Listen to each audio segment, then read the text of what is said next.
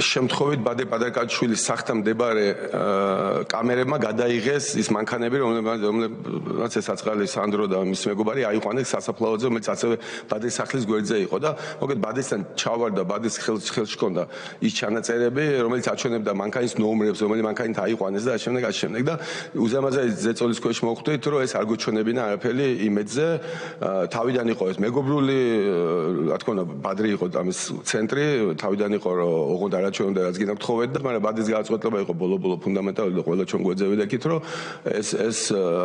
უნდა გვეჩვენებინა და ვაჩვენეთ ეს იმედზე და აქედან დაიწყო ფაქტობრივად არევა მთელი ჩვენი სიტუაციის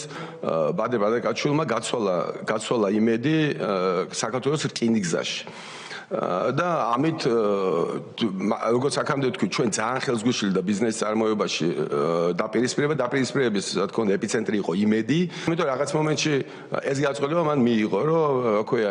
იმედს გაცვლილი და საქართველოს რკინიგზაში ამის მე არ ვიცი თქვენ გახსოვთ თუ არ გახსოვთ მაგრამ მოხდა უცნაური პრივატიზაცია საქართველოს რკინიგზაზე რაღაც გაურკვეველი ინგლისურ ჯგუფს გადასცეს საერთოდ გაურკვეველი პირობებით ადრე თქვა რომ მე ეს იმედი გავყიდო მე ხალხს თვალებს როგორ უნდა შევხედო როგორ უნდა ვიცხოვრო ამ ქვეყანაში და ამავდროულად მოკლედ ეს გარიგება სხვადასხვა მიზეზების მარტო ამის გამო არა სხვადასხვა მიზეზების გამო ჩაიშალა და როგორც კი ეს გარიგება ჩაიშალა გადავედით იმ ძველ დაპირისპირებაში და ამასობაში საქართველოში სიტუაცია მხოლოდ და მხოლოდ ძაფდებოდა შევადენ იმედში აგუშინეს რეზინსტრუები და მე უკვე იქ ყველაფერი აირია და ჩვენ იმის მერე იმედში იმედე მე უკვე ხალხი გამოყარეს ჩვენ იმედში კაი ხნის განმავლობაში არ შევსულოთ